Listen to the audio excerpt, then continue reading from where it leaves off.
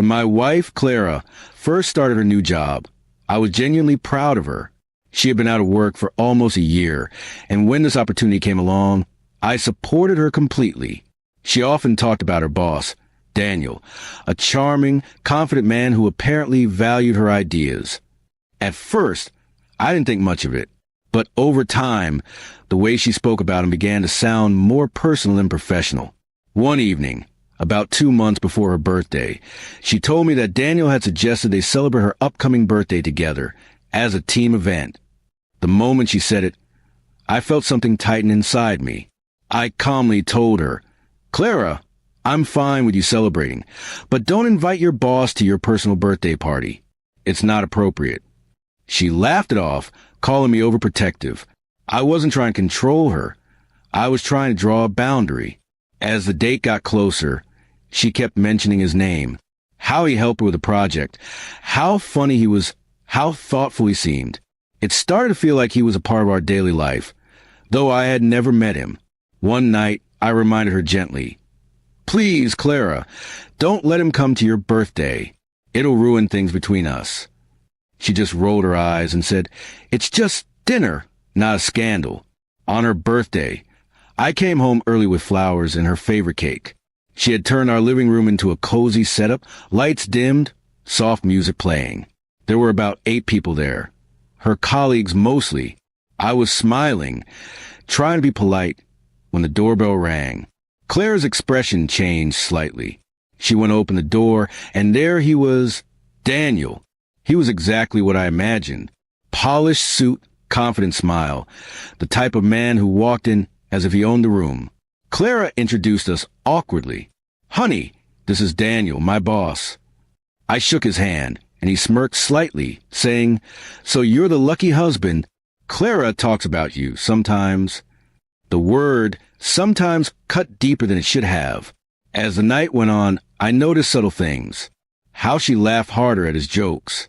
How he placed his hand on her shoulder casually while explaining a story. How she looked at him when she thought I wasn't watching. I sat there quietly, every gesture burning into my chest. My warning had meant nothing. After dinner, Daniel gave her a small gift, a silver bracelet. "For the best employee I've ever had," he said. She blushed. Everyone laughed, but my heart sank. It wasn't just about a bracelet. It was the intimacy of the gesture. I had told her exactly what would break my trust, and she had done it anyway, right in front of me. When the guests finally left, Clara came to me as if nothing had happened. "Don't be mad, it was just a party," she said, pouring herself another drink. I looked at her quietly and said, "You made your choice tonight." She froze, realizing my tone wasn't angry. It was final. She tried to explain herself. "He's just my boss, you're overreacting." But I wasn't reacting. I was done reacting. I had spent months being patient, respectful, and open. I told her clearly what would hurt me. She ignored it. That wasn't misunderstanding. It was a decision. That night, I packed a small bag. She followed me to the door, crying now, asking me to stay. I said softly, "Clara, love isn't about control. It's about respect. And you just showed me where yours ends." I walked out without slamming the door, without shouting, because when trust breaks quietly, anger feels pointless. For a few days, she kept texting me, long apologies mixed with excuses. "He means nothing," she wrote. "You're the one I love." But love without boundaries isn't love. It's weakness. I didn't reply. Instead, I found a small apartment across town and started focusing on myself. Weeks passed before she came to see me in person. She looked tired, regretful. "I lost the job," she confessed. Things got awkward after that night. She looked at me, waiting for sympathy, but I only nodded. "Maybe it's the best," I said. She broke down, realizing the cost of ignoring a single line I had drawn. Now, a year later, I sometimes think about that evening.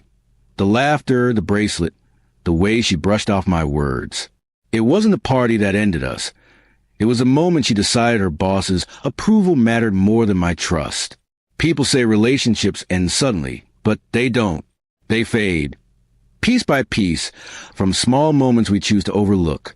Mine ended the night I realized my wife heard my words, but never listened to them.